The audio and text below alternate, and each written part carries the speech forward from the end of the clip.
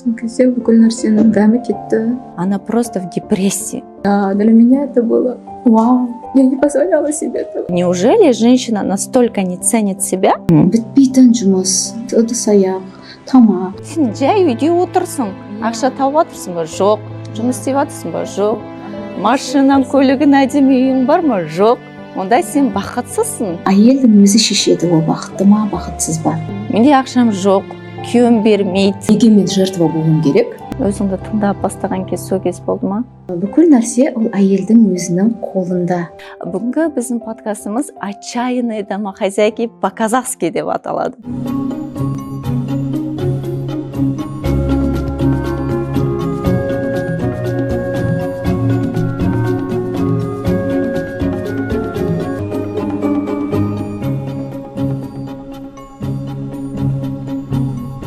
«Отчаянные домохозяйки по-казахски». Ішкі дауысты еститін уақыт келді.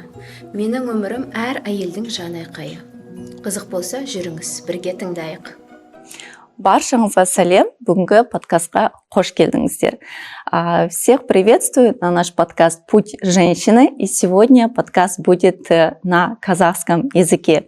Поскольку я сама с России, но казахский у меня недостаточно хороший, поэтому будет шала-казахский у меня. Бүгінгі біздің подкастымыз «Отчаянные домохозяйки по-казахски» деп аталады. Атын олай неге қойғанымызды қазір білесіздер. Бүгін біздің қонағымыз Малика 5 баланың анасы, үйде отырған әйел, бірақ та жай отырған әйел емес. Сол үшін бүгін сенімен таныстырып, не тақырыппен келгеніңді өзің айтып кетсең, иә? Сәлеметсіздер, Гүлназ ханым айтқандай, есімім Малика, 5 баланың анасымын, қазіргі таңда декретте, үйдемін. Менің бөліскім келіп отырған тақырып, жалпы әйел, үйде отырған декреттегі әйел, көп жағдайда өзін құнсыздандырып жатады. Әркіммен өзін салыстырып, өзін басқалардан, жаңағы дамып жатқан құрбыларынан, Инстаграм парақшасындағы әйелдерді көрген кезде өзін құнсыздандыра бастайды, өзіне сенімсіздігі азая бастайды. Солай бақытсыз өмір сүріп жатқандай уақыт кетеді, сезініп. 16 жылдан бастап балабақшаларда, жекеменшік балабақшаларда жүргіздім. Қарағанды қаласында, директор болдым. Алматы қаласында, директор, а жақта да, мына жақта да директор. Жекеменшік балабақшалары. Сосын бір балабақшада методист болдым соңғы рет. Сол жерден декретке шықтым. Қазір сол декреттемін. Не істедім? Жекеменшік кәсібім болды. Стамбулдан киім әкеліп, әйелдерге арналған киімдер саттым Қарағанды қаласында. Ол 2 баламен болған кезде, 2 балалы болып үйде отырған кезде айналысқан ісім болды. Одан кейін сол балабақшалар өмір алып келді балабақшаға. 2016 жылынан бастап сен балабақшалардың жасадым, арасында декретке шығып отырдым. 5 бала болған соң. Мы, сен айтпас, зачастую сами себя обесцениваем, какие-то свои достижения. Допустим, сен в прошлом директора садиков, директора таких вот больших этих частных садов. И тем не менее, ты считала себя, что я недостаточная, да? Енді солай салыстырудың дұрыс емес екенін подкасттан естідім де, сол кезде бір андай не болды, ояну болды менде. Мен сондай керемет бір жаратылыс бола тұра, Алланың да. Қаншама қабілеттер берді маған, қаншама нығметтер берді да, соны алдым да. Жай ғана, мысалы, жануар емеспін, басқа бір өсімдік емеспін, бір адам деген жаратылыспын да, мен өз-өзімді салыстырам, әркіммен өз-өзімді жеймін, өзіме жүк артып алып, қиналып өмір сүремін. Неге мен олай болуым керекпін? Деген нәрсе ой келді да. Содан кейін болды, мен олай өмір сүрмеймін, өзгеремін деп өзгердім. Өзгерген кезде қалай бәрі бірден болмайды. Өзімнің жақсы жақтарымды көре бастадым, нығметтерді көре бастадым, бар нәрсеме шүкір ете бастадым. Одан бетер жақсылықтар көбейген сияқты да. Яғни айтады, фокусыңды қайда қоясың, сол нәрсе көбейеді өміріңде. Солай жалпы дамыған ұнайды, әрдайым дамып тұрған ұнайтын болғандықтан әрдайым өтіп тұрамын да сабақтарды түрлі. ол адамның жеке дамуына байланысты, психологияға байланысты болсын. Айтқым келетіні, жалпы бүкіл нәрсе ол әйелдің өзінің қолында. Яғни мысалы сол баяғыда үйде отырған кезде де балалар кішкентай кезінде жаңағыдай құмсыздандыру болып жатады ғой. Ол кезде жаныңда кім? Бүкіл жаңағы неңді ашуыңды кімге шығарасын? Жақындарыңа шығарасын, күйеуіңе шығарасын, бала шағаңа шығарасын. Кім сенен жаңағындай кімге сенің күшің жетеді, соларға шығарасын ашуыңды, да? Әйелдің өзі шешеді, ол бақытты ма, бақытсыз ба.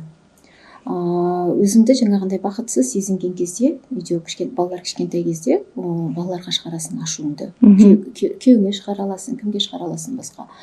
Бірақ та балаңға, күйеуіңге шығарасың основном. Туыстарыңа. Бірақ та өзіңе ұнайтын іспен айналысып, 1 сағат болсын, 2 сағат болсын, жаңағындай өзіңе кішкене болса да уақыт бөліп келсең, энергияң артып, баламен де жақсы қарым-қатынас құрып кетесің, күйеуіңмен де жақсы қарым-қатынас құрып кетесің. Яғни өзіме ұнайтын істі таптым, өзіме ұнайтын іспен шұғылдандым. Сен қандай кезде ішкі міне өзіңді да сол үйде отырған қазір енді отчаянный домохозяйки деп біз по-казахски деп тақырыпты не зря қойып жатырмыз, Сен қандай кез болды ішкі дүниеңді былай сезініп, мен бақытсыз екенім деген қашан сезім келді саған? Что такого случилось, что ты решила, все, хватит с меня, я хочу жить свою счастливую жизнь, а не вот эту красивую картинку, которую мне описывает Инстаграм, внешний мир. Көбінесе сол баламен үйде отырған кезде, енді Инстаграм қолымызда, барлығы телефонда қараймыз, бәрі бір керемет өмір сүріп жатқандай көрінеді, да? Все там красиво. Құмсыздану басталады. Ал сен не істеп отырсың? Сен үйдесің, сен баламенсің, қандай жетістігің бар, неге жеттің, қандай ақша тауып жатырсың, деген сияқты бір салыстырулар басталады, да? Сен жай үйде отырсың, ақша тауып жатырсың ба? Жоқ. Жұмыс істеп жатырсың ба? Жоқ. Машинаң, көлігің, әдемі үйің бар ма? Жоқ. Онда сен бақытсызсың деген сезімдер келеді. Көп әйелде де болады деп ойлаймын. Әсіресе декретте отырған кезде, после родовая депрессия деп жатамыз, жалпы кішкене качелялар болады әйелде, жалпы өзінің болмысында. Сол кезде мен де көп қатты салыстырдым өзімді, жертвенностьқа түсіп кетіп жүрдім, депрессияда болды. Бірақ іздендім. Бұл нәрсе ұнамады маған. Әрдайым оқуға тырыстым, жаңа бағыттарды, өзіме ұнайтын психология болсын, ислам психологиясы болды, өзімнің травмаларымен жұмыс жасадым, көп қой енді. Сосын түсіндім, жалпы мен өзімнің болмысыммен бақытты адам екенімді, бақытты жан екенімді, жалпы әйел болу, осы дүниеге келу жайдан жай емес. Бір Алланың керемет бір жаратылысымыз. Бұған бір діни білімдер арқылы келген сияқтымын. Подкасттар мүмкін әсер етті, алған сабақтарым әсер етті. Яғни бір нәрсе чың деп жаңағындай қосылды, да? Вот когда вот эта лампочка загорелась? Енді бұл бір сәттен вау деп шыға салған жоқ. Бір уақыт, оның барлығы не ғой, алып жатқан білімдерім бәрі ақырындап, жиналды, үсті-үстіне бір күні бір оянғандай болдым да. Неге мен жертва болуым керек? Ешкім келіп маған, көмектеспейді, келіп маған, менің жаңағындай суырға алмайды сол состояниедан. Мә деп саған бере салмайды. Тұр, өзің жаса, шық ол жерден, ол позициядан деген бір жаңағындай сезім келді. Іздене бастадым. Соны Аллаға Алладан сұрадым, жаңағындай өзімді танытшы, солай жолдар ашыла бастады. Өзім таң қалдым кейбір өзгерістерге, Алланың жаңағы сыйларына. Сол білімдердің арқасында солай шешім қабылдадым. Болды, мен осылай жатпаймын, өзгеремін. яғни бүкіл нәрсе өзіңнің қолыңда, өзіңнің көз қарасында. Бақытсызбын деп ойлап өмір бақи бақытсыз болып өтуге болады, бақыттымын деп ойлап бақытты бола аласың. Сол кезде мен бір энергия алдым, бақыт, қуаныш сезімдері келді. Ана отчаянный домохозяйкаға келсек, сериалды айтсақ, иә, бізде Линет деген персонаж бар ғой, постоянно үйдің ішіндегі шаруасымен айланысып жүреді, то есть кипіш, балалар, үйде отырады деген сияқты, иә. Сосын депрессияға да ол бір кезде түсті, иә, мен постоянно үйде отыра берем ба, күйеуім жұмыста реализовывается деген сияқты. И сама тоже хотела реализовываться. Ішкі енді өзім басқа көршілермен салыстырып бастаған кезде сама себя чуть-чуть несчастной тоже чувствовала, да. А есть еще такая персонаж Бри деген, Бри Ван де Камп, которая біздің келіндері сияқты, да, бәрін әп-әдемі қылып жасап қою керек, істеп қою керек деген сияқты.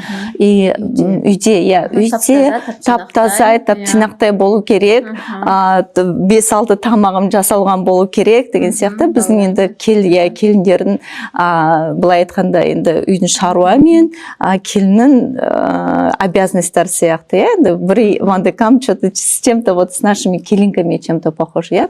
Сол бағытта әйел отыра берген кезде өзін неге, в какой момент наступает, былай айтқанда, осы момент, когда женщина начинает чувствовать, что я проживаю не свою жизнь деген сияқты, да. Вот как сенің қандай уақыт болды, что ты почувствовала, что вот этого я не хочу, это я не выбираю деген қандай кез болды? Подкаст әсер етті. Подкаст әсер етті, подкастты көрдім. Қандай подкаст? Подкаст сіздің түсірген бір подкастыңыз. Елена Ивановамен. Яғни жалпы көбінесе енді кішкентай кезімізден біз сөгу естиміз ғой ата-анамыздан. Мысалда неосознанно айтуы мүмкін, да, бейсаналы түрде айтуы мүмкін. Бір нәрсені дұрыс жасайсың, неге былай істемедің, ана істедің, былай, неге олай емес деген сияқты. И сол нәрсе өзімде де болған екен, да. Іштей көп нәрсе жасаймын, өзімнің жасаған жетістігімді көрмеймін. Енді сен де осы айтып отырсың ғой, Инстаграмға қарап, анау бақытты екен, мен бақытсыз екен деген сияқты. Көп әйелдерде қазіргі заманда солай ғой негізі. Инстаграмға қарайды, көршілерге қарайды деген сияқты. Өзін бақытсыз санайды, анда бар, менде жоқ деген сияқты. 3 бала болсын, 2 бала болсын, 1 бала болсын, 5 бала болсын, 6 бала болсын, әр әйел начинает в какой-то момент заглушать себя как женщину. Бақытты болу сезіну үшін бірінші 3 қандай қадам жасау керек, өзіңге қарай, иә. Сен айтып отырсың ғой, мен жәнегі подкаст тыңдадым, ананы істедім, мынаны істедім. Бірақ та енді кішкене я люблю систематизировать. Былай айтқанда, қандай 3 самый главный инсайт дейік па, 3 қадам саған қатты көмектескен. Потому что қазіргі кезде енді әйелдер үйде депрессияға түсіп кетеді, түк істегісі келмейді, немесе бірдеме бастағысы келеді, оған не күші жетпейді, не ақшасы жетпейді, не қаражат жетпейді, сосын отыра береді. Сен энергия жетпейді, қазіргі әйелдерге өте көп энергия жетпейді. Сол қайдан энергия табады, қайдан өзін жәнегі бақытты сезіну үшін обязательно ли реализовываться, в смысле зарабатывать вовне. Жәнегі сен айтып отырсың ғой, үйде отырып та сен бақытты өзіңді сезіне аласың. Сол енді бірінші соған келек, жәнегі осы мен қазір энергия жоқ состоянияда не істеу керекпін? Бірінші қандай қадам жасау керекпін? Ең бірінші өзіңді тыңдау, өзіңнің ішкі үніңді. Мысалы, дауыс бар ғой, әрқайсымызда сезім бар, не қалаймыз? Мен сен айтайын ба, қаншама әйелдермен жұмыс жасаймын ғой, көп әйелдер өзін тыңдап білмейді. Өз ішкі дүниесін тыңдап білмейді. Мен не қалаймын дегенді да өзі естімейді. Сонда не істеу керек өзін естіп бастау үшін? Өзіне сұрақ қою керек. Қазіргі менің жағдайым маған ұнайды ма? мен осыны таңдадым ба, осы халім маған ұнайды ма, осы өмір сүріп жатқан өмірім, осы үй, осы жалпы менің өзімнің болмысым, қазіргі бар нәрселерім маған ұнайды ма, мен осылай өмір сүргім келе ма деген сияқты сұрақтарды қою керек. Сол жерде әйелдер жауабы шығады. Ұнамаса әрекет жасау керек. Тыңдауға тырысу керек өзін, не ұнатқанын, не ұнататынын, балалық шаққа оралу керек та. Кішкентай кезінде ол бала әйелге не ұнады, нені сүйді, нені қалады. Анықтаған соң өзіне ұнайтын нәрсесін, сол ұнайтын нәрсесімен айналысқан дұрыс. Мысалы, жалпы хоббиі болуы мүмкін, жалпы әйелдің өзінің оған да бір қабілет берді ғой, әр әйелге әйелдің бір қабілеті бар.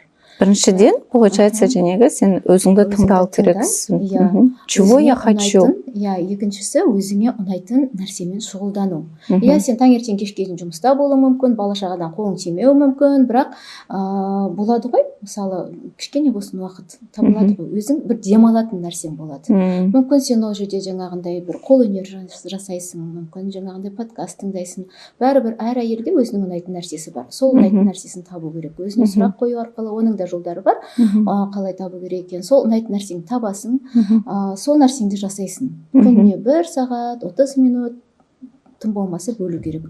Сол нәрсені жасаған кезде сен энергия аласың, бақытты боласың, ләззат аласың. Жаңағы сүйікті бір ісіңмен жасаған кезде. Есімге түсіп кетті да, жаңағы отчаянный домохозяйканың Габи персонаж бар ғой.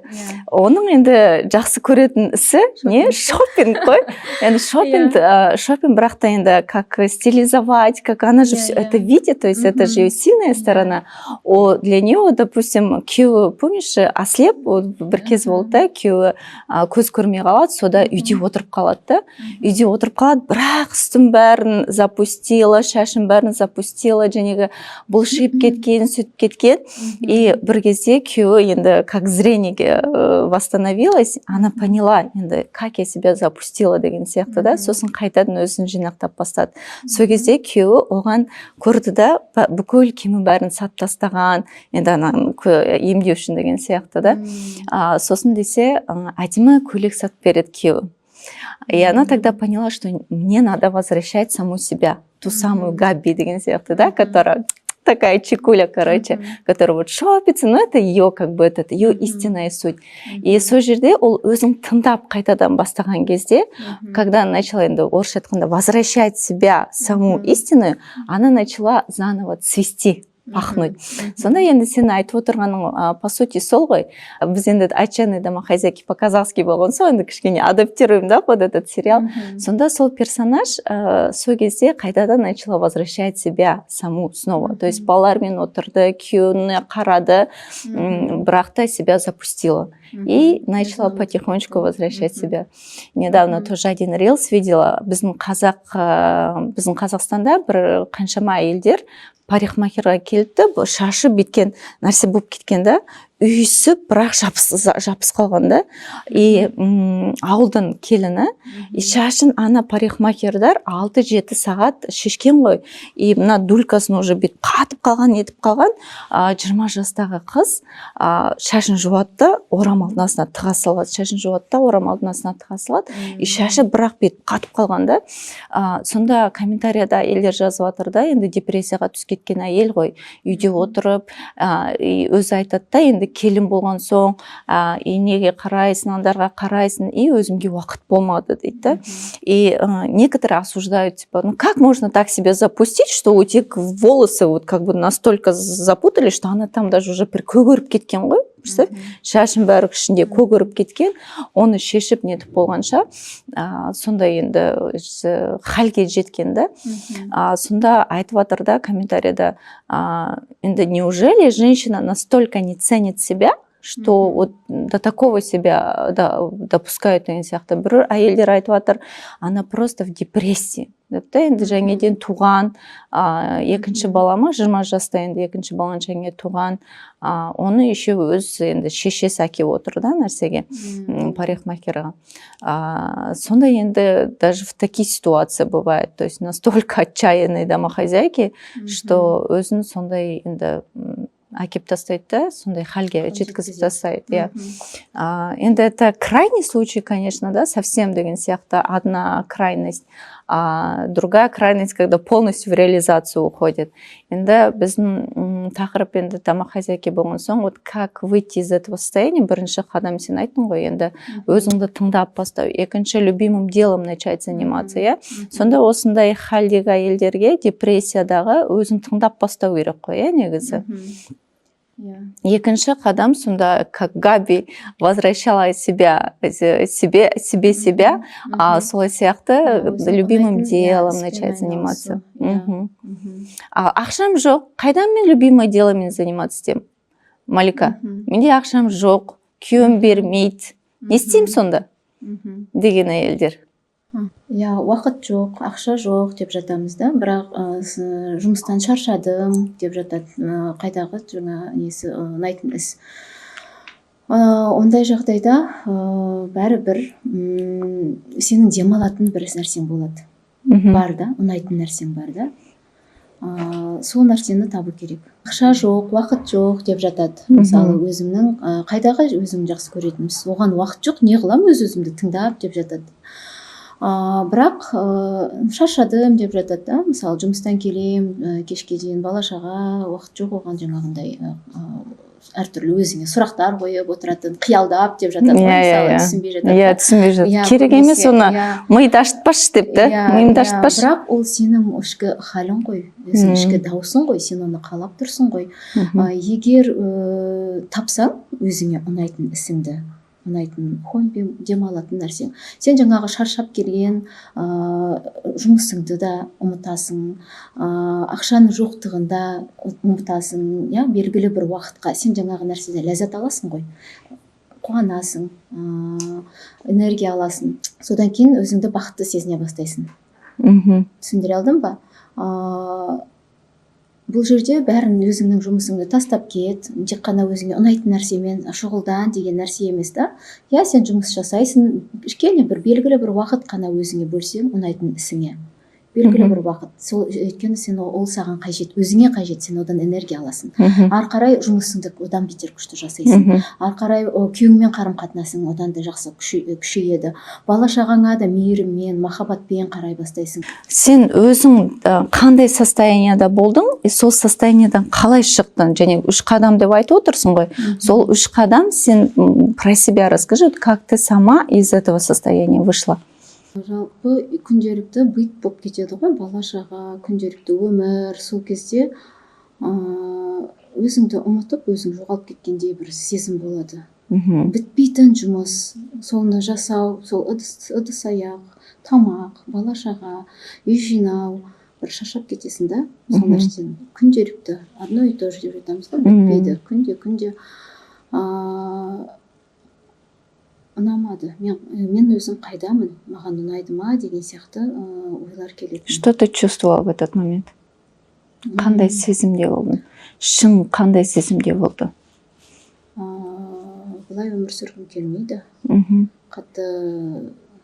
Қатты қиналдым. Біз айтып жатырмыз ғой, допустим, Инстаграм қараймыз да, келдері айтады, это же мотивация дейді. То есть, допустим, красивая картинка, вот эта красивая жизнь в Инстаграме. Ой, это же мотивация, да? Бірақ та многих женщин это, наоборот, демотивирует. Өзім былай сезім кетеді да, как будто все у всех счастливо, я такая несчастная, мен ғана үйде отырмын, мен ғана жалғыз өзім, как будто вот не живу ту самую свою жизнь деген сияқты, да? 4-ші жылда босанып келдім братымнан. Босанып келдім, күйеуім жұмыста, өзіміз Қарағандыда тұрамыз, туыстар жоқ, таныстар жоқ, балалар өздері жалғыз үйде қараусыз. Мен кешкісін 31 декабрьде әрең жаңағыдай неден шығамыз, кешкісін түс қайта жібереді, пока үйге келеміз кеш болады. Сол кезде үйде тамақ та жоқ жасайтын. Холодильниктен, морозильниктен жаңағы етті шығарып тұрып, после роддома өзім жасадым да. Жаңағында сол кезде қатты ужасно өзімді сезіндім, жылағым келді, өмір сүргім келмеді вообще. Не үшін вообще туып жатырмын балаларды? Зачем мне это делать? Это состояние ужасное было.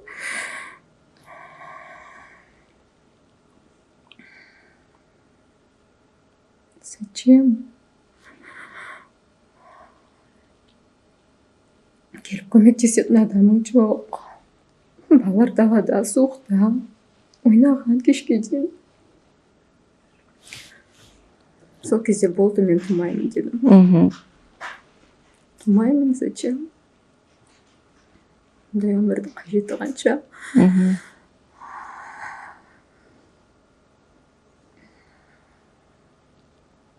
Сол кезде бүкіл нәрсенің дәмі кетті. Өмір сүргім келмеді. Смысл как будто такой жизни, да? Бірақ, келетін саған көмектесетін ешкім жоқ. Тұрасың, жасайсың. Балаларың кішкентай, оларға сен керексің. Өзіңді тыңдап бастадың ба? Содан қалай шығып бастадың? Сол кезде өзім айттым. Саған келетін, көмектесетін ешкім жоқ. Бұл халден өзің ғана көмектесе аласың. Бала шағаңа сен керексің, басқа ешкім келіп саған бала шағаңды қарап бермейді, жасап бермейді тірлігіңді. Сол кезде алғаш рет үйге бірінші рет шақырдым. Үйді тазалайтындарды шақырдым. Клининг. Да, для меня это было вау. Да, допустим, я не позволяла себе этого. А муж говорит, аналарымыз сондайды жасамаған, өздері жасаған. Ер адамдар оны түсіне бермейді. Болатын ол кезде, Қарағандыда. Тұрған кезде тазалау, это для меня было вообще тяжело. Бірінші этаж, екінші этаж. Ты начала, былай айтқанда, ценить себя. Жалғыз өзім барын көте беремін ба, деген сияқты сезімге келдің ғой. Клининг шақырып бастадың. Өзіңге қарап бастадың. Өзіңді тыңдап бастаған кез сол кез болды ма? Өзгеріс келіп болды. Өзгергім келді.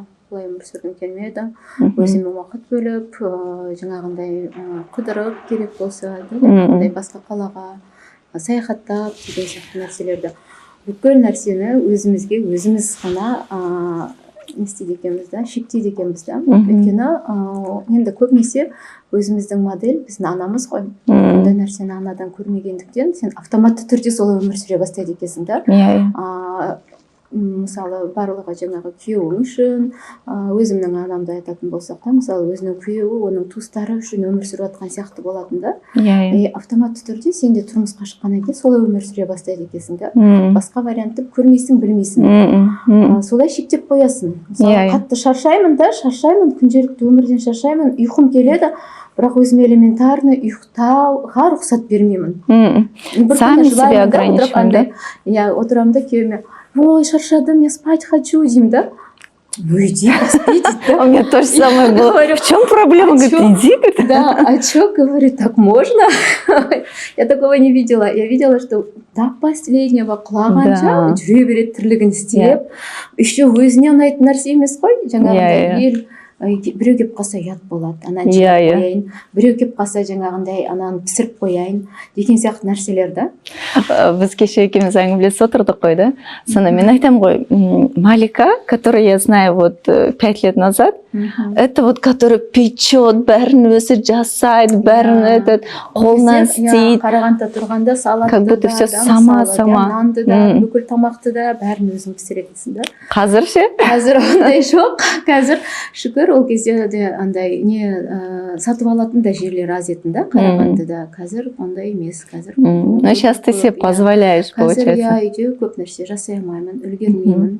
Өзіме көбірек уақыт бөлгім келеді. Энергия жоқ ондай андай мысалы жүретін энергиямды өзім үнемдегім келеді, басқа нәрселерге қолданғым келеді да, мысалы жаңағындай өзімнің бір сүйіктісімнен хоббимнен энергия алсам, оны пайдалы өткізгім келеді. Бала шағамен немесе жаңағындай қажетті өзімнің жоспарларыммен, мысалы мақсатыммен, жаңағындай армандарыма уақыт бөлгім келеді көбірек. Ол нәрселерді делегировать етуге тырысып жатырмын да, мысалы. Клиент начал нанимать, закупать. Сосын дайын нәрселерді сатып алу немесе заказ беру деген сияқты. Сондайға жеттім. То есть перестала все брать на себя, былай айтқанда, то есть делегировать. Рұқсатты өзіміз іштен өзіміз бермейді екенбіз да. Оның ақшасын есептеп кеткен болғанбыз мүмкін. Немесе ол таза ма, таза жерден жасай ма, қалай жасайды деген сияқты сенім танытпаймыз сатып алатын жерге. Мүмкін сондай енді көп қой енді таракандар, әртүрлі ойлар. Бірақ барлығы тек қана өзіміздің шектеуіміз екен басымыздағы. Сен қандай өзіңге рұқсат беріп бастадың? Клининг, сосын полуфабрикаты, тамақ, тағы да өзіңге қалай көңіл бөліп бастадың? Және біз өзің айтып отырмыз ғой, бірінші қадам сен өзіңді тыңдау. Екінші қадам жәнегі өзіңге ұнайтын затпен айналысу, ол өзіңге мән беру, былай айтқанда. Қалай сен өзіңге мән беріп бастадың? Мүмкін жәнегі спаға барып бастадың ба, немесе үйде өзіңді жәнегі краситься, может, начала, или, может, как-то себе дома начала внимание уделять. Қандай қадамдар жасадың сен өзіңге мән беру деген? Мен өзім аудиалмын. Маған көп нәрсе тыңдаған ұнайды, білім алған ұнайды. Мен тыңдадым, ұнайтын нәрселерді тыңдадым, ол нәрселерден мен жаңағындай ішкі дүниеңді ауыстырып бастадым. Ішкі дүниемді байыттым. Өйткені солай білім алған кезде бәрі жаңағындай бір керемет болады. Дәмін сезіне бастаймын. Өзіме уақыт бөлек кетіп қаламын, кафеге, үйдің жанында. Это тоже позволение. Наушникті аламын, тыңдаймын, бір сағаттай отырамын, жаңағындай тыңдап керек нәрселерімді, жазатын нәрсемді жазып, арман, мақсат, білмеймін, енді көп қой жасалатын дүниелер, сабақтарымды тыңдап, немесе дегендей. Содан келген соң менде энергия тасып тұрады. Солай бір сағат, жарты сағат өзіме уақыт бөлдім, энергия тасып тұрады. Келем, балалармен, өте, жаңағындай әдемілеп, жаңағындай сөйлесу, көңіл күйің енді керемет болады. Күйеуінің жағдайын жасайсың, ұшып жүресің ғой енді үйде. Жаңағы жасағың келмей жатқан қаншама дүние үйдегі да, мысалы жұмыстар бір апталап жасалмайды да, қарағың келмейді да, мысалы элементарный стирку закинуть деген сияқты да. Ана жерде ұшып тұрып жасайсың да барлығын, өзіңе уақыт бөлсең.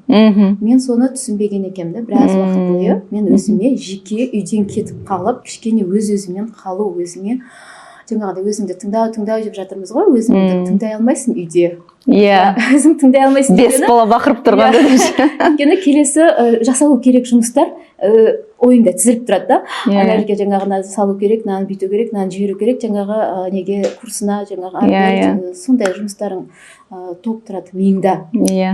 Үйден қашып кеткен кезде ғана сезіндім. Сол нәрсенің бір керемет, бір мен үшін именно өзіңе бөлек отырып, өзіңмен өзің свидание ғой да? Свидание. Өзіңе ұнайтын нәрсені тыңдау, жай ғана отыру, ойлану. Сөйтіп содан мен нәр аламын, келемін, энергиям тасып, бәріне уақытты табамын. Сен қазір әйелдерге көмектесіп бастадың. Солай мен психологияға келдім, психологпен жұмыс жасадым. Енді клиентов начала сама принимать. Кішкентай кезімдегі жаңағы нелер, өкпе, реніш, травмалар, солармен жұмыс жасадым. Олармен жұмыс жасағаннан кейін мәссаған қандай керемет бір жеңілдік сезіндім да. Осылай да өмір сүруге болады екен ғой, жүкті арқалап, езіліп, астында жүрмей. Мысалы, осылай жеп-жеңіл өмір сүруге болады екен ғой. Көшеде кетіп бара жатам, әйелдерді көрем да. А что, так можно были, что ли? Сондай таң қалдым да. Әйелдерді көрем, қиналып бара жатқан. Түрінен көрінесің, жүрісінен да. Кетіп бара жатқан кезде, далада жүрген кезде, мынау әйелде мынандай проблемасы бар, мынау әйелде мынандай проблемасы бар. Және ол әйелдерге көмектескім келеді да. Ішкі жан айқайын сезе бастаймын. Солай сен өз қадамыңды таптың. Сосын психологияға келдім. Солай мен әйелдерге көмектескім келді. Курстар оқыдым, психологиялық, ислам психологиясы туралы. солай көмектесе бастадым әйелдерге разбор жасап, жеке консультация қабылдап, олармен сөйлескен кезде, жұмыс жасаған кезде вообще енді энергиям артып, өзім керемет сезіне бастаймын да. Мысалы, бүгін 1-2 консультация жасадым ба, ұшып жүрем ол күні.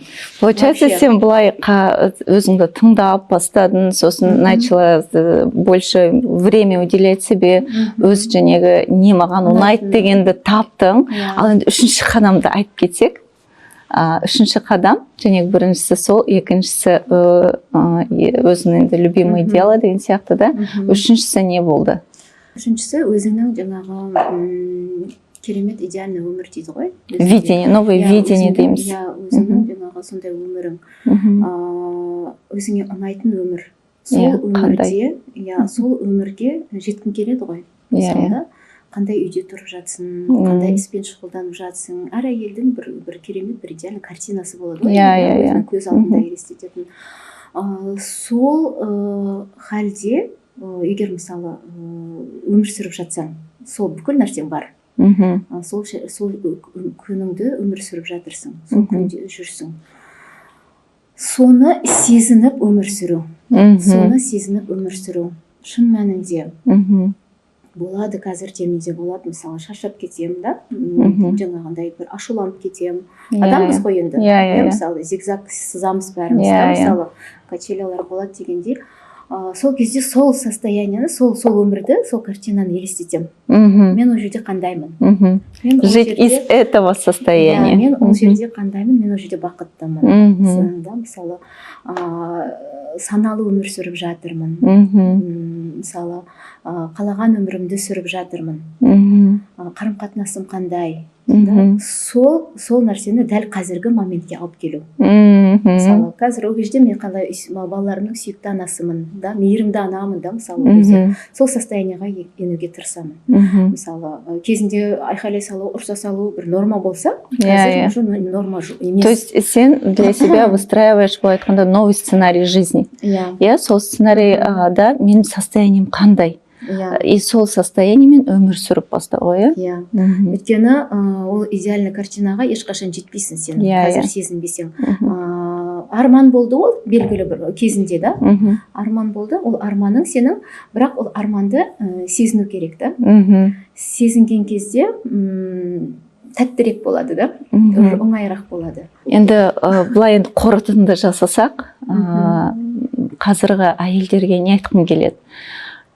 Если, былай айтқанда, обратиться к их сердцам, обратиться к их душам, әйелдерге не айтасың? Қазіргі енді сондай тяжелый, может быть, біреулер состояниеда отырған әйелдерге былай енді бір-екі фраза, самый глубинный олардың жүректеріне не айтқың келеді? Сіз жалғызсыз, сіз ғана барсыз өзіңізде. Өзіңізбен жұмыс жасауға тырысыңыз, өзіңізді жақсы көріңіз. Сіз Алланың бір керемет жаратылысысыз. Ешкіммен өзіңізді салыстырмаңыз, оның қажеті жоқ. Өзіңізді жақсы көріңіз, өзіңізді таныңыз. Сізде бүкіл қажетті қабілеттерде, бүкіл қажетті ресурста, энергияда бәрі бар. Көз қарасымызды өзгерту ғой, өзімізге қарай. Өзімізді тану, зерттеу, жақсы көру. Тамаша. Рахмет. Басқа әйелдерге көмектесенші деген ой қашан келді саған? Өзімен жұмыс жасадым ғой. Өзім керемет бір сезімде болдым, жеңілдедім. Осылай да өмір сүруге болады екен ғой. Қиналмай, жертва болмай, жүкті арқалап, астында езілмей, жеңіл өмір сүруге болады екен ғой деген сияқты бір сезім келді. Өзімен біраз жұмыс жасағаннан кейін Сосын мен сияқты қиналған адамдар көп қой, әсіресе әйелдер деп ойладым да, соларға көмектескім келді. Сол кезде өзім сол халден шыққан кезде айналамда сондай әйелдерді көп көрдім, сездім, көре бастадым. Кімде қандай проблема бар екенін де көре бастадым. Өйткені біраз оқығандықтан, психологияны өзімен жұмыс жасағандықтан анық көрініп тұрады. Сыртта кетіп бара жатқан кезде анау әйелде мынандай проблема бар, мынандай проблема бар деп больдарын жай ғана өзінің болмысынан физикалық тұрғыдан сканерлеп кетіп баратасың да. Сен өзің сол жаңағы халден шыққан соң уже басқаларды көріп тұрасың ғой, ол хал бар, алған білімдерің бар, айтқан сөздері, әрекеті, түрі, болмысы, жалпы әрбір әрекетінен оқи бастайды. Уже как специалист, да, эксперт начинаешь видеть. Мысалы, далада баласымен жүрсе де, әйелдер жай ғана жұмысқа кетіп бара жатады, келе жатады, мысалы, білмеймін енді. Сен өзің енді 5 баланың анасысың, декреттағы отырған ана болған соң, өзің жәнегі вот эту, былай айтқанда, боль, то, что ты сама прошла, сен уже басқаларды считываешь, былай айтқанда, видишь их боли. Сосын сен айттың ғой, жәнегі қаншама жыл директор және садиктардың директоры болдың. Ол да енді үлкен, былай айтқанда, ол да үлкен бір ролін атқарады, ол да опыт, ол да навык, который тебе тоже тәжірибе үлкен. Балабақшада да қатты сездім ол нәрсені, өйткені балабақшаға үйренбейді. Немесе басқа бір психолог жұмыс жасаған кезде нәтиже көрсетпейді. Неліктен? Өйткені сол баланың анасында болады да проблема, мәселе. Бала қатты сезеді оны. И сол кезде мен түсіндім да, тек қана баламен емес, анамен бірге жұмыс жасау керек. Анамен жұмыс жасасан, анасы сау болса, физикалық тұрғыдан, эмоционалдық тұрғыдан, жалпы барлық жағынан алған кезде де балада ешқандай проблема болмайды екен. Сол нәрсені түсіндім. Анамен бірге жұмыс жасаған кезде, психологпен балалармен да балабақшада нәтижеге тез жеттік. Результатты тез көрдік. Бала тез өзгереді, тез үйренеді балабақшаға, тез жаңағындай қандай да бір ауытқулар немесе жаңағындай проблемалар болып жатса, тез шешіле бастады. Анамен бірге жұмыс жасағанда. Өйткені баламен ана өте қатты тығыз байланыста, бала бәрін сезеді. Ана мысалы айтпаса да, ол баладан көрініп тұрады. Былай айтқанда сен дегенде как мама своя экспертность здесь, то есть үйде отырған әйел болған соң, директор болған соң, енді балалардың ішкі дүниесін де танисың, әйелдің де ішкі дүниесін танисың. Енді мына жақтан да енді әйел ретінде как жена тоже енді успешная, я считаю, да, то есть классные отношения, жәнегі күйеуіңменен, балаларменен, еще и садик директор болған соң, сенде, я считаю, что очень сильная экспертность, былай айтқанда, что очень огромный опыт әйелдерге көмектесе алады деген. Өзің сол рольдан шықпасаң, сен басқаларға көмектесе алмайтын едің. Қазір сен осы рольдан шығып, жәнегі жертва, өзіңді жәнегі халден шыққан соң, сен уже как будто весь свой опыт директора и как учителя деген сияқты, и как мамы, бәрін сен сонда бұлай қосып бір жерге әкеліп, бір экспертныйсын шығарып отырсың ғой. Сен әйелдерді сонда әйелдерге көмектесіп бастадың, консультация жүргізіп бастадың. Оған қалай келдің? Өзімнің ойыммен жай инста парақшада бөлісе бастадым. Шақырдым, жаңағындай жұмыс жасауға өздерімен. Қандай әйелдер?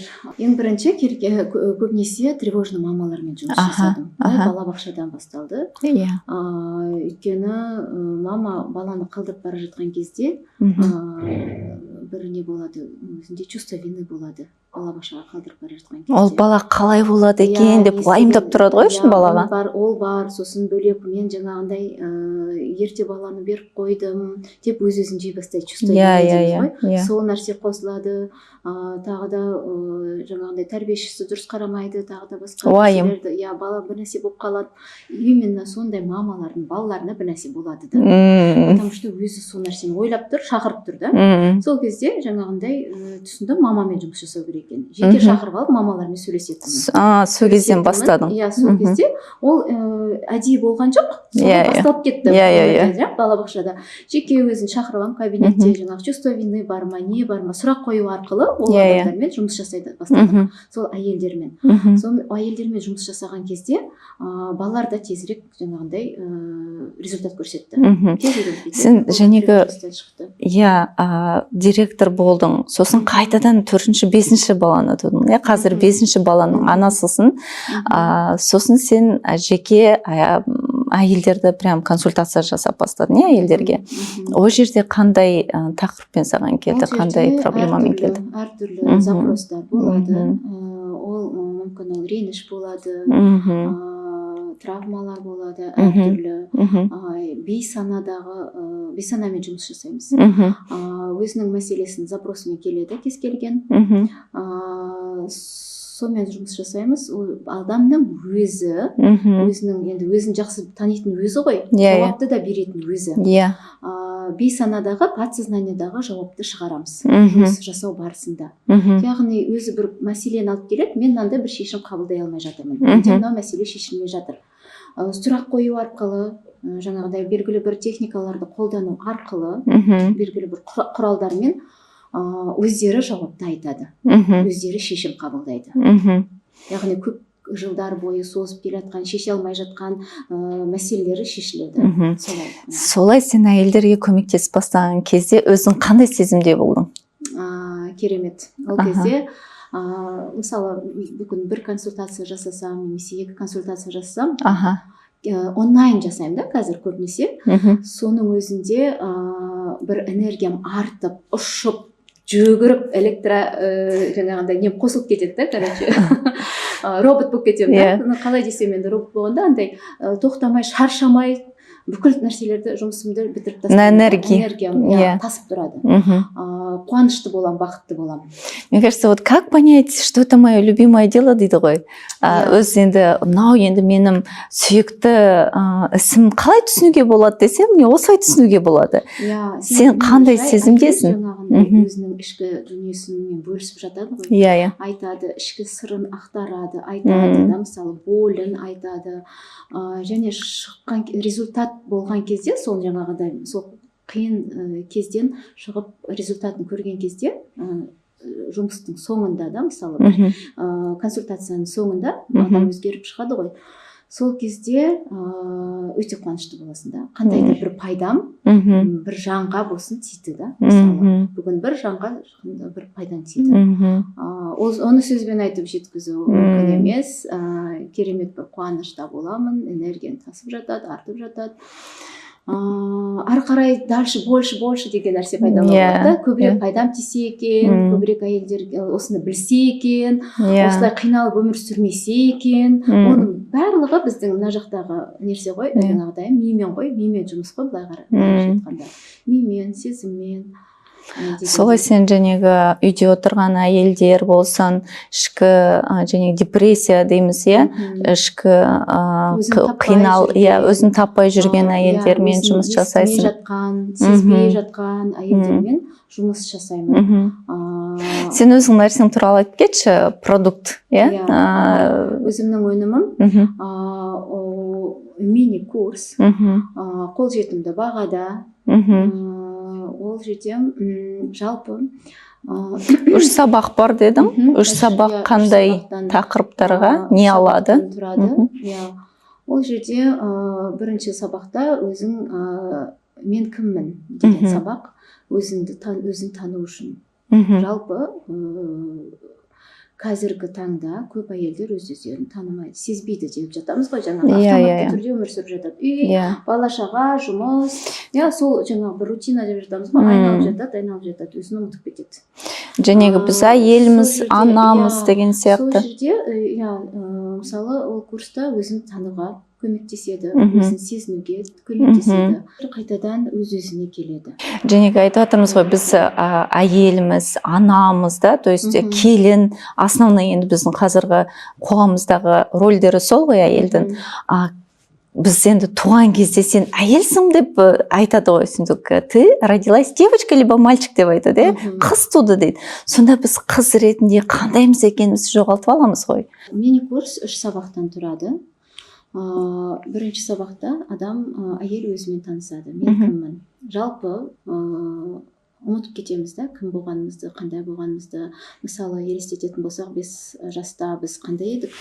Қандай ештеңеден қорықпайтын, қандай бір өзімізді қалауымызды айта алатын, бақытты, қуанышты, қалай десем, қылықты, мысалы сондай бір қыз болдық. Уақыт өте келе барлығы ұмытылып қалады. Оның себебі көп. Орта болуы мүмкін, тағы да басқа жаңағындай туған туыстардың әсері болуы мүмкін, сөздер көп та, оның себебі ұмытып қаламыз. Қандай болғанымызды, сол нәрсені қайта жандандыру, екеніңді еске түсіру, солай қайтадан өмір сүру.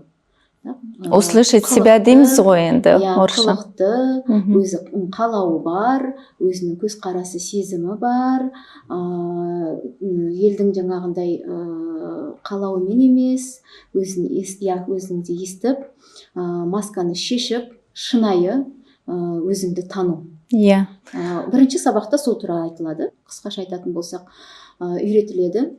Снять все маски, страхи. Екінші сабақта өткенді тастау. Көбінесе біз өзіміз арқалап жүреміз. Анаумен ренжітіп қойды, жаңағыдай арқалап жүреміз ғой. Реніш, өкпе, не бар ол жерде тағы да. Те же самые маски, страхи, боли, орысша айтқанда. Қорқыныштар, солардың барлығын мен жұмыс жасап қабылдау оларды. Олардан арылу. Солның жолдары көрсетіледі, сол үйретіледі. Өйткені оны арқалап жүру оңай емес. Олай өмір сүру. Это как груз, который таскаешь, да? Сол езіліп, әйел бақыт сезінбейді оны. Тек қана қиналады. Осының салдарынан өзінің бір жерінің ауырып жатқанды сезбей құлап жатқан әйелдер көп. Мен де өзімнің кезінде операциядан өттім. Өзімді сезбегем до такой степени, что мен құладым. Операция өтті. Мысалы, бір шапалақ болды да, мейірім шапалағы болды да. Алла тағала есіңді жи деді, өз-өзіңе қара. Жаңағындай ат сияқты шаба берме дегендей да, әйел екеніңді есіңе түсір деген сияқты бір не болды да, ол да бір сабақ болды маған, бір өмірлік ситуация. Сол сияқты әйелдер көп қой. Соға дейін жеткізбей, құлағанша, мысалы, сезбей, қай жерің ауырып тұрғанын да сезбейтін әйелдер бар. Мен де сондай болдым. Айта алмайсың, ауырып тұрмын деп жаңағындай. Мы уже как в какой-то момент, как лошади, да, вот эти. Шабасың. Дұрыс емес, нені қоямыз, қалай десем екен, иерархияны дұрыс емес қойып аламыз да. Жұмыс әйел жаңағындай, әйел екеніңді ұмытып кетесің, жаңағындай ақша табу керек, шабу керек, жұмыс жасау керек, ұмытып кетесің өзіңді. Одан әйелге ешқандай бір жақсылық болмайды. Екіншісі сол арылу, өткен реніштерден, қорқыныштардан арылу. Сол туралы болады. Екінші сабақ, үшінші сабақ. Бірінші сабақ женегі өзін тану дедік. Өзіңді женегі какие мои желания деген сияқты. Екінші сабақ біз ішкі обида, боль, солменен қоштасу. Үшінші сабақ. Үшінші сабақта махаббатпен өмір сүру. Өзіңнің әр адамда, әр әйелде жалпы өзінің миында, басында бір картина болады да, сурет болады. Менің идеалды өмірім, менің балаларым былай мынаны істеп жатыр, мен мынандай істеп жатырмын, жаңағындай біз екеумізбен қалаған өмірім, мынандай деген сияқты бір керемет бір картина болады әр адам басында, әр әйелдің басында. Сол суретке жетудің жолы деп айтсақ болады, иә, жетудің жолы, бірақ ол бір болашақта болатын дүние ғой. Иә, как будто что-то далекое для нас. Әйтеуір бір болатын Иә. бірақ сол нәрсені қазір, бүгіннен бастап өмірге енгізу, қазірден бастап сезініп өмір сүру, сондай халде өмір сүру. Соған қалай жетеміз деген сұрақта сол сабақта болады ғой, иә? То есть, какая я женщина, мен қандай әйелмін сол болашақта, из какого состояния проживаю деген сияқты ғой, иә? То есть, мен қандай әйелмін, заботливая, там, счастливая деген сияқты, иә, өзін сезіне алатын, өзін тыңдай алатын, өзіне сенімді, жаңағындай арман мақсат орындалған, жоспарларына жеткен, дегенде да. Соны начать проживать с сегодняшнего дня болып тұр ғой. Иә, бүгінгі өмірде сүру, сол халде өмір сүру. Жаңағы нәрсенің барлығына жетті, армандаған өміріне қол жеткізді, солай өмір сүру. Бізде енді айтамыз ғой, әйелге важно состояние деп, хал, иә, былай айтқанда.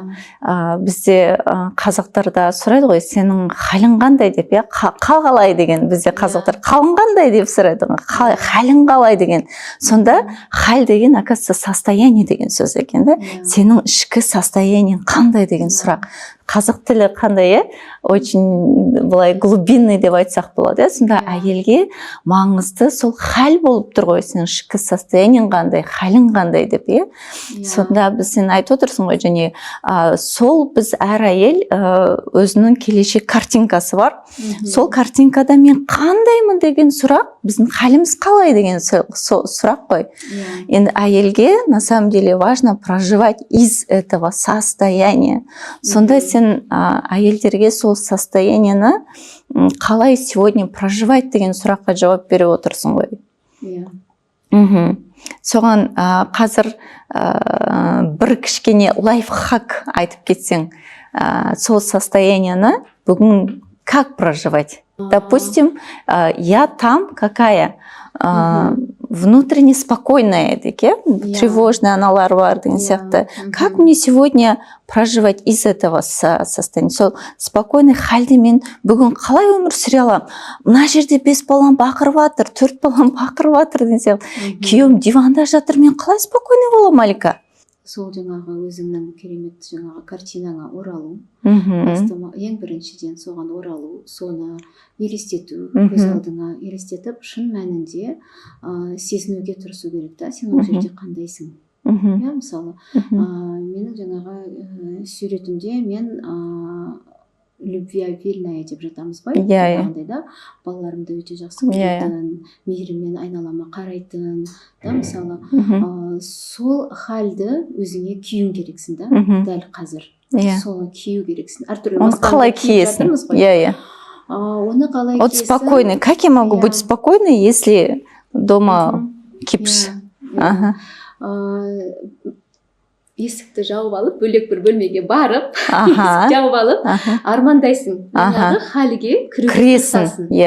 Кіресің. Сол халмен шығасың сосын.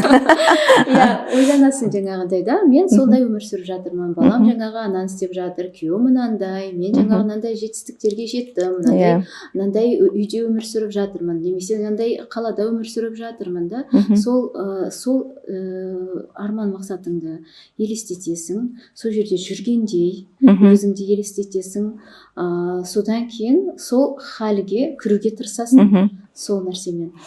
Короче, 3 сабақ, бірінші сабақта мен кіммін, екінші сабақта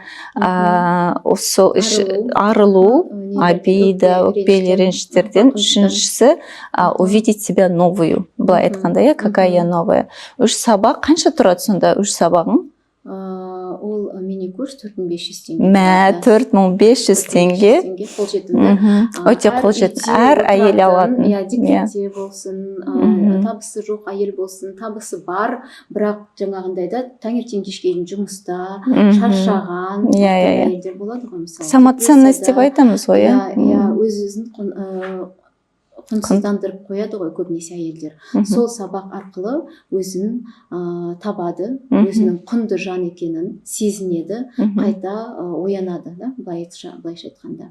Әр әйелге қажет сабақ деп ойлаймын. Иә, мен де сол ойлаймын. Негізі жаңағы ең қажетті тақырыптар әйелге қолжетімді баға, енді 4500 деген қазіргі міне біздің бір кофеміз бен суымыз почти сондай баға деп айтсақ болады. То есть посидеть, позавтракать, по сути, сондай баға, это то, что может кардинально изменить сенің ішкі халіңді өзгертеді, сенің өміріңді өзгертетін сондай бір керек, әр әйелге керек тақырып болып тұр ғой.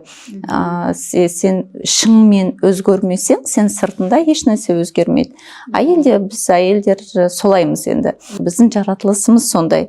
Сол үшін әр әйелге сен айтпақшы керек, ең керек сабақ деп мен ойлаймын. Сенің 3 сабағын мини-курс деп айттың ғой, қалай аталады мини-курс? Сабақтың аты өзіңе оралу.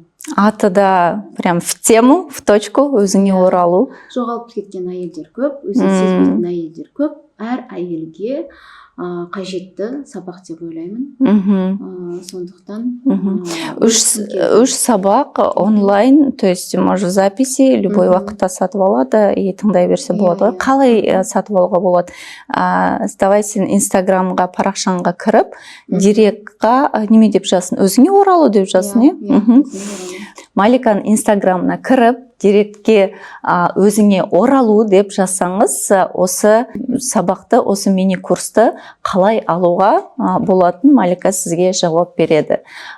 Инстаграм, директ, өзіңе орал деп жазамыз. Сол жерде Малика қалай осы сабақты алуға болатынын сізге хабарламасын береді. Сенде одан басқа тегін сабақ барын білемін. Тегін сабақ о жерде не бар, о жерде әйел не алады? Ол тегін сабақта әйел өзін тыңдауды үйренеді. Өзін қалай тыңдау керектігін. Мен енді әйелдермен тағы да жұмыс жасаймын ғой. Енді 90% емес, 90% әйелдердің бірінші сұрағы өзімді естімеймін. Мен что хочу, не знаю дейді. Я не знаю, чего хочу.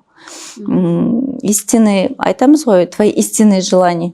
Әйел білмейді, өзін тыңдай алмайды.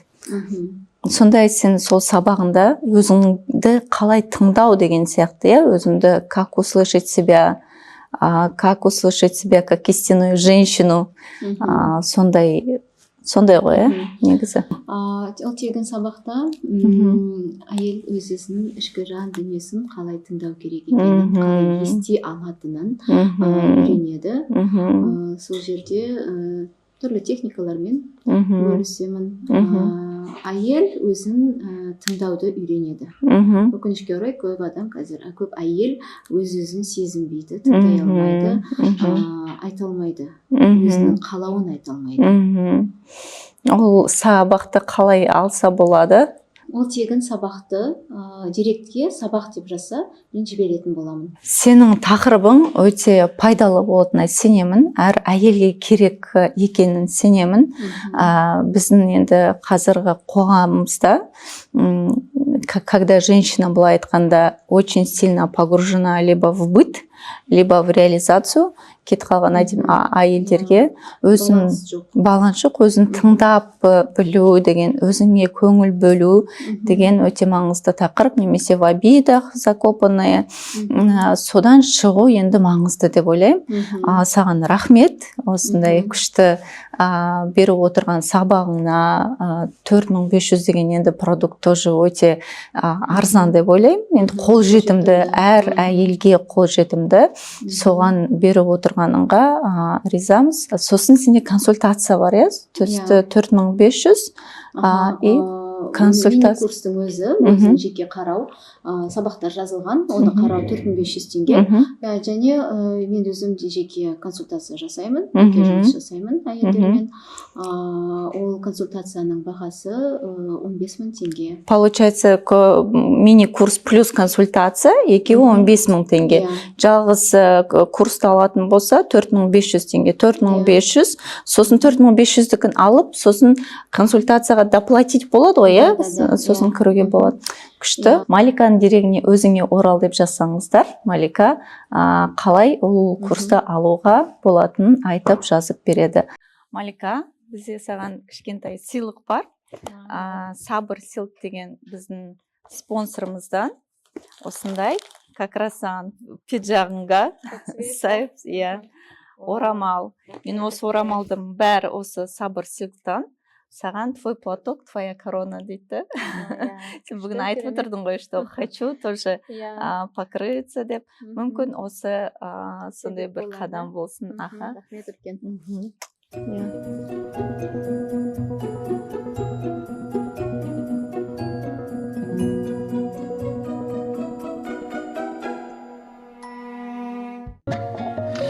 Жұлдыздарда жолдарыңа жайдың көк, мұңназ ба қайғысы молайдың көк.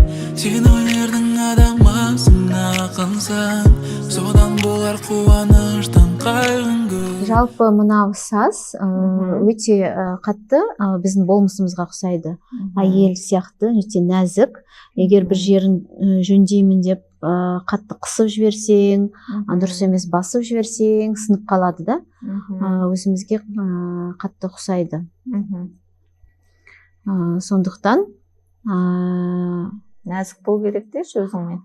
Өзіңді танып, өзіңмен осылай жұмыс жасап, настраивать, біз айтамыз ғой. У кого-то тарелка получилась, у кого-то это, да? Ваза. Да. Сен айтасың ғой, видение деп, өзіңдің кеше қалай болатыныңды елестетіп. Қазірде біз мынаны қазір сол жаңағы жасалатын нәрсені елестетіп отырмыз ғой, мысалы құмыра, менде құмыра қандай болады. Сол сияқты өзіміздің жаңағы идеальный суретіміз бар ғой, идеальный картинамызды. Соны да елестетіп өмір сүрет. Жәнегі қазіргі әйел жәнегі өзін бізге Карина айтып жатыр ғой, қолыңды боста, расслабься, кайфуй, получай удовольствие. Сол енді әйелді. Бізде қазір мына жерде құмыраның соңғы ойлап кетеміз ғой, бала қайда, нәрсе қайда. Ойымыз шаршап кетеді. Қазір мына құмыраның соңғы түрі қандай болатыны көз алдымызда елестеп тұр, Сол сияқты біз өзіміздің арманымыздағы суретті елестетіп, соны киіп өмір сүруге тырысуымыз қажет. Сонда біз жаңа әлгі өмірге тез жетеміз. Және мен қосқым келетін, және прочувствовать здесь сейчас дейді ғой. Момент. Сен өзіңді жәнегі сезіну, қандаймын мен глинаны біз сеземіз ғой, қандай жұмсақ па, қатты ма деген сияқты. Ішкі дүниемізді да солай сезіну керек шығармыз. Өзіңді тану дегеніміз. Ол сұрақ қою арқылы да жасауға болады. Глина адамның ойына, санасына өте көмектеседі. Әсіресе үлкен кісілерге, взрослым. Балаларға моторика үшін өте жақсы, бірақ вот именно нам, женщинам, нужно. Женщинам. И что чувствует женщина, когда вот занимается с глиной? Қандай әсер береді? Она начинает чувствовать саму себя. Мы начинаем осознавать, кто мы есть, что мы чувствуем. Поэтому это очень важно чувствовать и быть глиной. Не все мы идеальны, так же, как наши изделия, они все бывают идеальными. Ну, как мы, получается, женщина, грубо говоря, из себя лепит кого-то, да?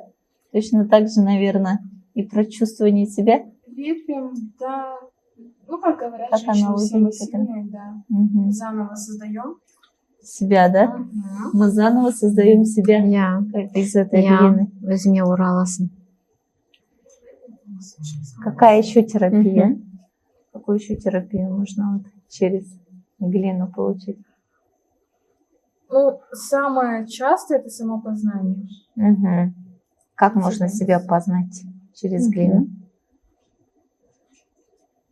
Нужно уметь быть в ладе со своим телом. Если ты не в ладе со своим телом, то, конечно же, и разум тоже будет не в порядке. Как ты вначале тоже говорила, расслабься. Да. Вот у вас чувствование своего тела, да? Руки были очень-очень напряженные, сейчас уже вот расслабились, очень все идет хорошо, поэтому даже одна терапия уже очень сильно помогает человеку.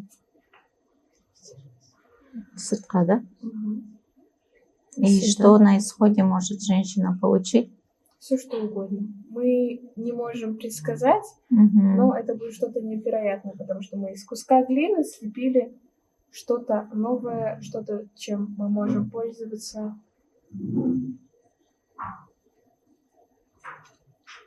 Для женщины вообще некое творчество очень важно же. Это как некий отдых, некое тоже создание чего-то, вот как вы говорите, чего-то, создание нового. Да, это вот... когда мы созерцаем что-то новое, конечно, это вдохновляет нас делать какие-то новые шаги в нашей жизни. Шашағанды басады, гармониясы бойда бастайсың.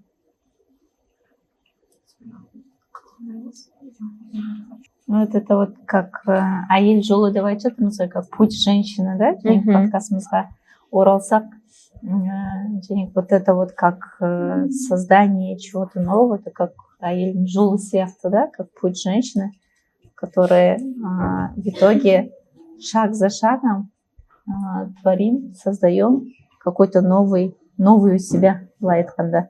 В целом, как тебе ощущение бүгінгі подкастан, бүгінгі, что ты прочувствовал, что ты про себя, может быть, увидела? Жалпы әр әйел өзін танығаны дұрыс. Өзін таныған кезде, өзінің сүйіктісін тапқан кезде шынайы бақытты болады. Өзін сезіну үшін осылай түрлі техникаларды қолданып, өзін қайта оянуға да тырысқан дұрыс. Осы біздің істеп отырғанымызда енді негізі өзін тану деп жатыр ғой, терапия, өзіңге уақыт бөлу, өзіңге қарау, сезіміңді ояту, денеңді ояту, сезіміңді ояту деген. Сезіну дұрыс. Әрбір клеткаңмен өзіңнің әйел екеніңді сезіну. Да? Это был подкаст «Путь женщины», әйелдің жолы. До новых встреч!